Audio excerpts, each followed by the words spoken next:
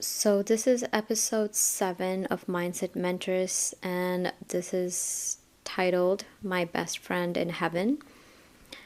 And this is actually kind of a somber day for me because 2 years ago in the morning I received a phone call from my best friend's sister that my best friend that I had known for 11 years was gone. It is a phone call that I don't think, you've thought about phone calls like this, you've seen it, other people receive phone calls like this, but you just never think that it will be you one day, and you just never think that it will be for someone like your best friend.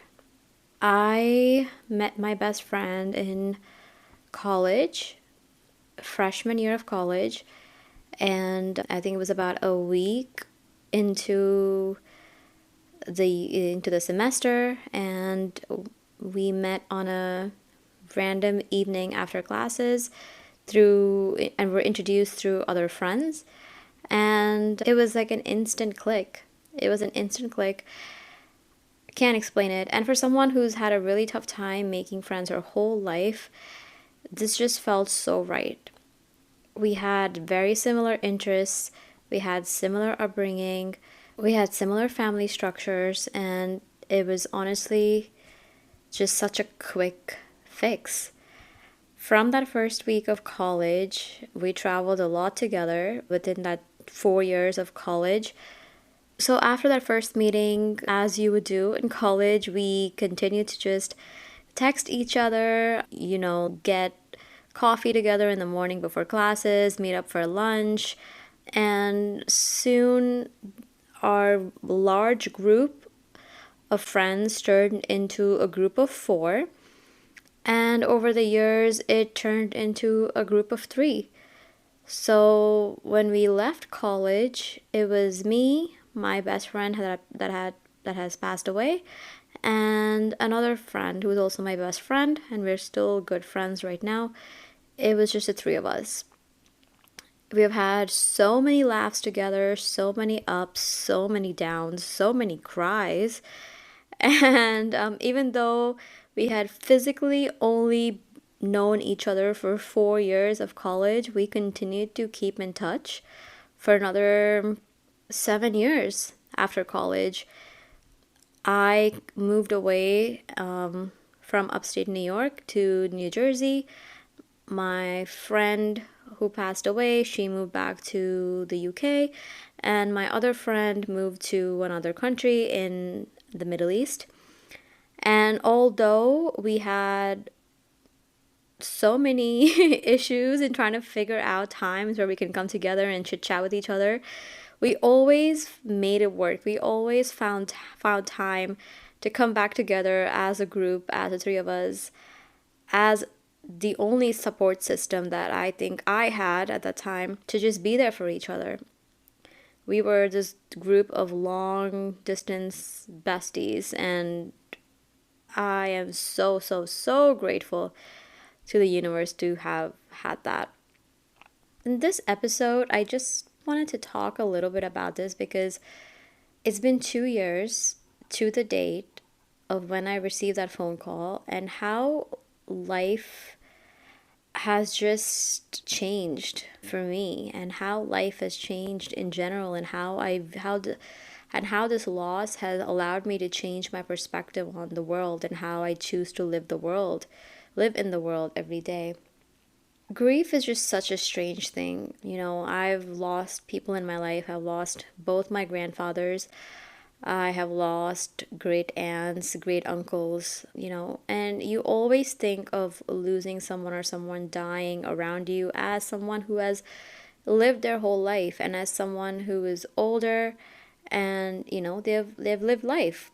So no one thinks about, or no one talks about grief in a way of what it feels like when it happens to somebody so young.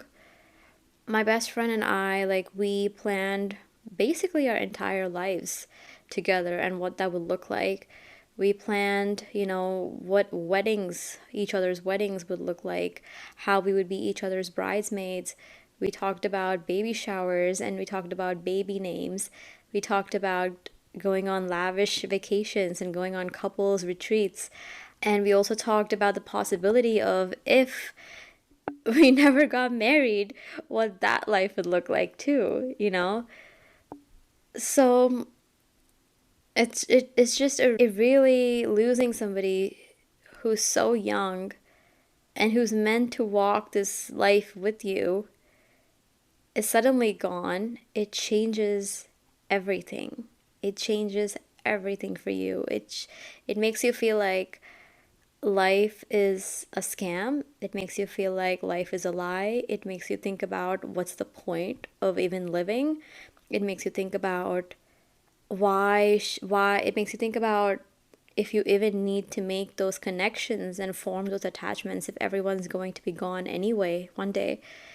And if you ask me today, have I fully grieved the loss of this friendship?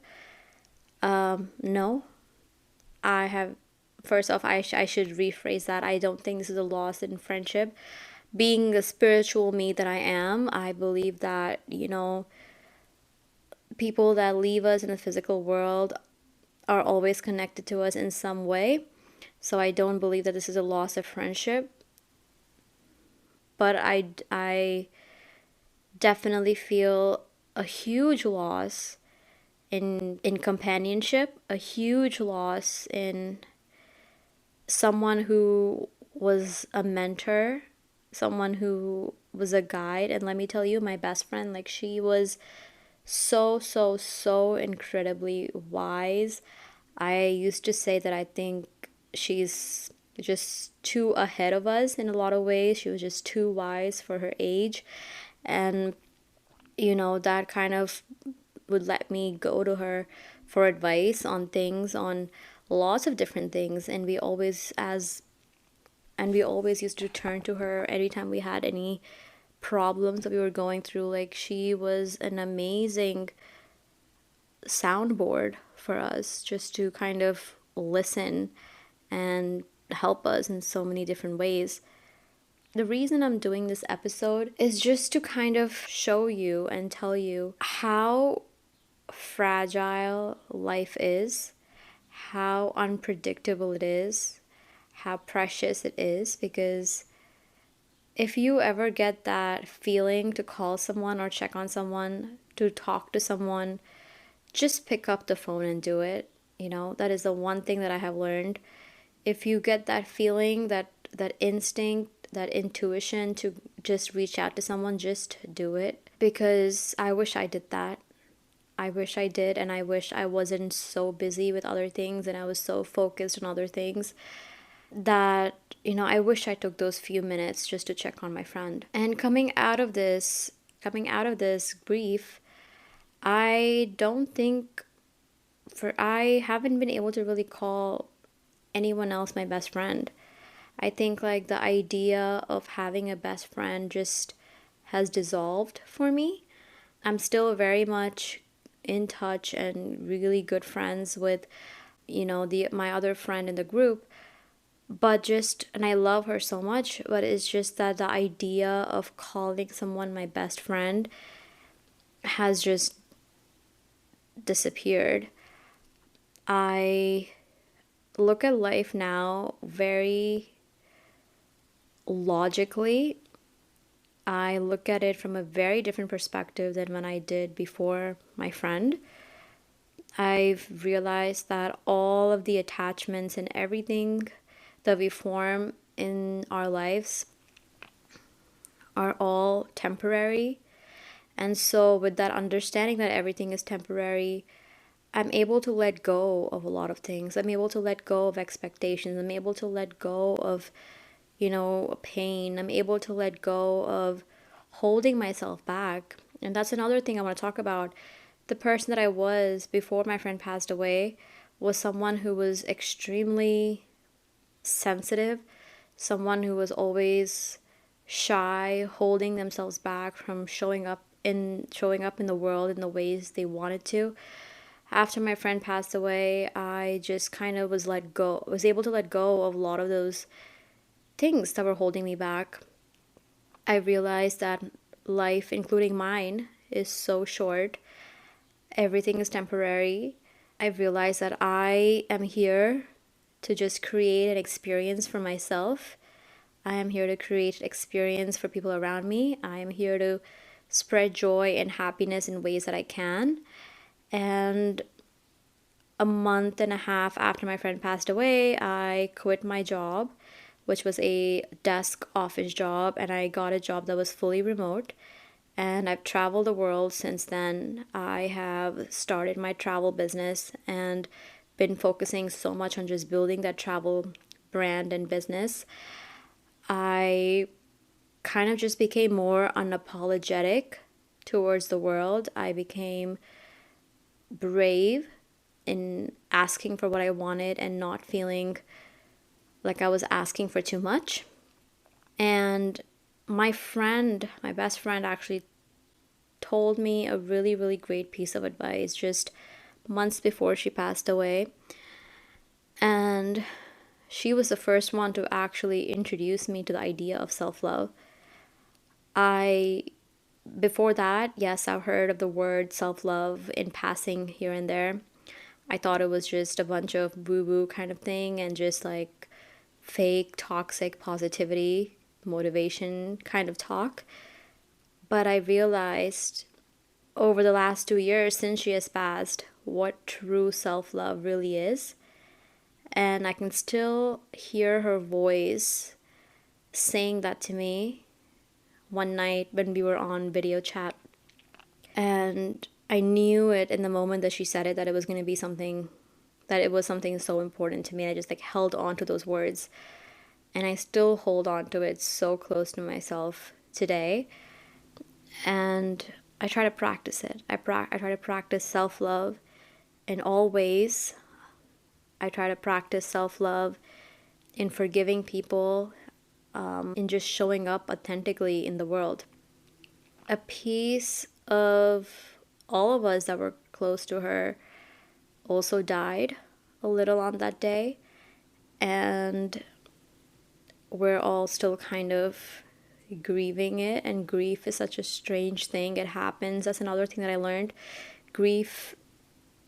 People handle grief in so many different ways. For me, for the first 2 weeks, I was kind of still in shock. It felt unreal. I felt like it was a dream. And then as I started feeling the pain slowly, I just did a complete 180 and jumped into focusing on my work and my business and all these other things. And I just kind of pushed away that feeling of sadness. And it caught up to me. Eventually, it caught up to me. And I feel like I was catapulted into this whole new journey of spirituality and self-development and all of that. And I'll never be the same. I'll never be the same again. So if there's anything you can take out of this episode, and I know it's a short episode because I just wanted to take this day, being her death anniversary, to just send the message to whoever's listening that don't take life for granted. Don't take anyone around you for granted. If you feel the urge to check on someone or talk to someone, just pick up the phone and just talk to them and text them. Life is so short, so unpredictable, so fragile that sometimes it might even feel meaningless. And it can be gone so quickly. So this experience has taught me to just always show gratitude to the people around me and to always show gratitude and love and kindness to people around you and to yourself. I miss my best friend so, so much.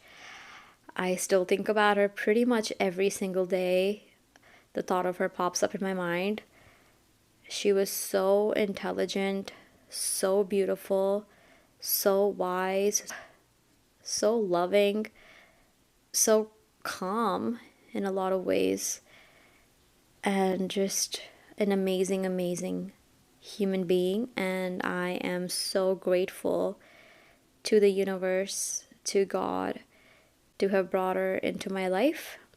And I'm sure I'll see her again. I'm definitely gonna see her again at some point in this afterlife. So with that, that is our short and sweet message with episode 7.